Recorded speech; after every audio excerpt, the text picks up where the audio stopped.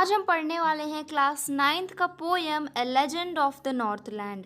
तो बेसिकली ये जो पोएम है ये बैलेड फॉर्म में लिखा गया है। इसका मतलब ये है कि इस पोएम के अंदर एक स्टोरी है, तो इस पोएम को एक स्टोरी के फॉर्म में लिखा गया है और इसके जो पोएट हैं वो है फीबी कैरी।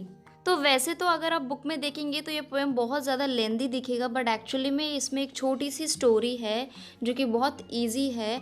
तो इसमें ये बताया गया है कि कैसे एक औरत अपनी लालच की वजह से बर्ड में कन्वर्ट हो गई।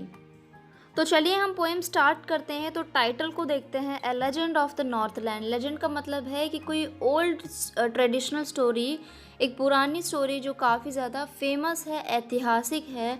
और नॉर्थलैंड वो जगह है जो नॉर्थ पोल के पास एग्जिस्ट करती है और यहाँ पर बहुत ज़्यादा ठंड होती है। तो पहला स्टैंजा हम देखते हैं, away away in the north land where the hours of the day are few and the nights are so long in winter that they cannot sleep them through. तो इसमें बोला गया है कि नॉर्थलैंड में जो दिन है वो बहुत छोटी होती है, बहुत कम होता है, और जो रात है वो बहुत लंबी होती है। विंटर के टाइम में इतनी लंबी होती है कि जब वो पूरी रात सो नहीं सकते हैं, उनकी नींद पूरी हो जाती है और जब वो सुबह उठकर देखते हैं तो तब भी रात ही हो रही होती है, इतनी लंबी वहाँ की रात होती है। So next, where they harness the swift reindeer to the sledges when it snows and the children look like bear's cubs in their funny furry clothes। अब इसमें बोला गया है कि विंटर के टाइम पर जब ज़्यादा ठंड हो जाती है, जब स्नो गिरने लगते हैं, तो वहाँ के जो लोग हैं वो रेनडियर को स्लेज से बांध देते हैं। इसका मतलब ये है कि जैसे आपने सेंटा क्लॉज देखा होगा तो जो पीछे जिस पर वो गिफ्ट्स लेकर जाते हैं और बैठते हैं तो वो स्लेज होता है, और जो आगे जो जानवर होता है वो रेनडियर है। तो इसी तरीके से वो उस जानवर को स्लेज से बांध देते हैं और उसी से वो स्नो में ट्रैवल करते हैं।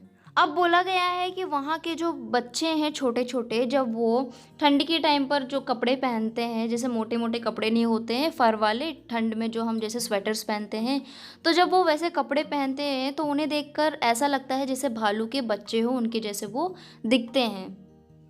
They tell them a curious story, I don't believe this true and yet you may learn a lesson if I tell the tale to you.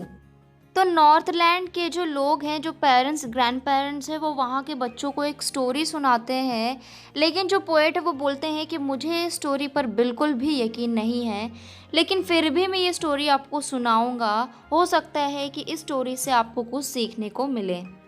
अब यहाँ पर दे का मतलब है कि उन जो छोटे छोटे बच्चे हैं उनके पेरेंट्स या ग्रैंड पेरेंट्स जो होते हैं उनको बोला गया है। Once when the good Saint Peter lived in the world below and walked about it, preaching just as he did, you know। तो अब स्टोरी स्टार्ट होती है और वो बोलते हैं कि एक साधु था जिसका नाम था पीटर। तो जब वो इस दुनिया में था तब की बात की जा रही है, तो वो रास्ते पर कथा सुनाते हुए जा रहा था, जैसे कि साधु संत कथा सुनाते हैं तो वैसे सुनाते हुए जा रहा था।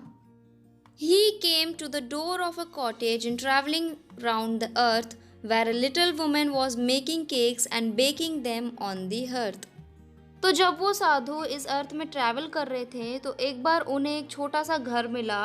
वो वहाँ पर जाकर रुक गए और उन्होंने देखा कि एक जो छोटी सी औरत है वो केक्स बना रही है, जो किचन होता है वहाँ पर वो केक्स बना रही है। And being faint with fasting for the day was almost done, he asked her from her store of cakes to give him a single one. अब पूरा दिन बीत चुका था और वो जो सेंट है, जो साधु हैं, वो कुछ भी नहीं खाए थे और उन्हें बहुत ज़्यादा वीक फील हो रहा था। तो वो उस लेडी से जाते हैं, बोलते हैं कि तुम्हारे पास इतना सारा केक है तो तुम मुझे एक केक खाने के लिए दे दो। So she made a very little cake, but as it baking lay she looked at it and thought it seemed too large to give away.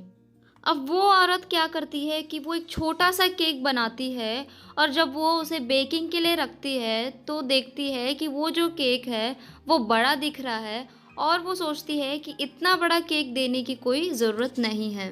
Therefore she needed another and still a smaller one, but it looked when she turned it over as large as the first had done. अब उन्होंने क्या किया कि उस cake से छोटा एक cake बनाया फिर से, लेकिन जब उन्होंने जब उन्होंने बनाया और देखा कि ये जो केक है ये उतना ही बड़ा लग रहा था जैसे कि वो पहला वाला केक था।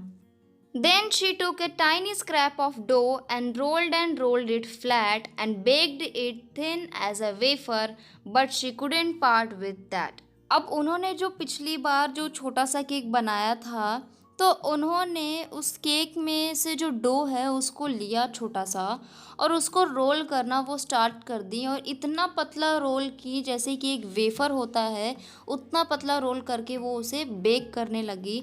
लेकिन इतना पतला रोल करने के बाद भी उन्हें तसल्ली नहीं मिला, वो उसे भी शेयर नहीं करना चाह रही थी। तो इससे ये पता चलता है कि वो कितनी लालची थी और कितनी सेल्फिश थी।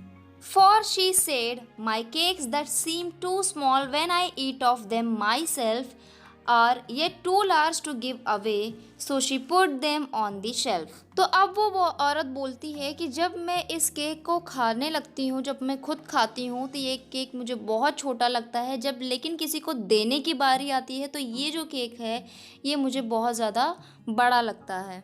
और जो बाकी के केक्स थे जो पहले बनाए हुए थे तो उस केक को वो शेल्फ पे रख देती हैं। Then good Saint Peter grew angry for he was hungry and faint and surely such a woman was enough to provoke a saint. अब जो पीटर थे, जो साधु थे, वो बहुत ज़्यादा गुस्सा हो गए क्योंकि वो बहुत ज़्यादा भूखे थे और वीक फील कर रहे थे।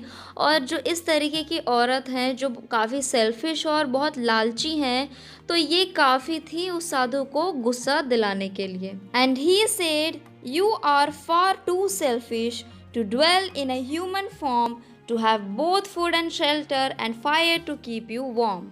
तो वो साधु बोलते हैं कि तुम बहुत ज़्यादा सेल्फिश हो और इंसान बनकर रहने लायक तुम नहीं हो। तुम्हारे पास रहने के लिए घर है, खाना है, अपने आप को गर्म रखने के लिए तुम्हारे पास आग है, तो तुम ये सब डिज़र्व नहीं करती हो। Now you shall build as the birds do and shall get your scanty food by boring and boring and boring all day in the hard dry would.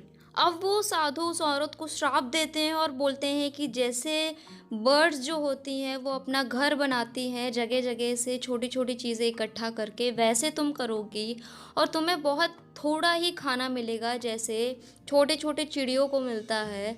और तुम जैसे पेड़ का जो वुड होता है जैसे उसमें होल कर करके वो उसमें से इंसेक्ट निकाल कर ढूंढ कर खाती है, वैसे ही तुम भी करोगी। Then up she went through the chimney never speaking a word and out of the top flew a woodpecker for she was changed to a bird. अब चिमनी से होते हुए एक छोटा सा वुडपेकर चुपचाप निकलता है और वो वुडपेकर वो औरत ही होती है जो अब बर्ड में कन्वर्ट हो चुकी है, क्योंकि वो जो साधु हैं उन्होंने ये श्राप दिया था तो वो बर्ड में बदल जाती हैं। She had a scarlet cap on her head and that was left the same but all the rest of her clothes were burned black as a coal in the flame. अब उस औरत ने एक cap पहना हुआ था Scarlett colour का, Scarlett मतलब एक रेड कलर जैसे ही होता है, तो वैसे कलर का उसने कैप पहना हुआ था।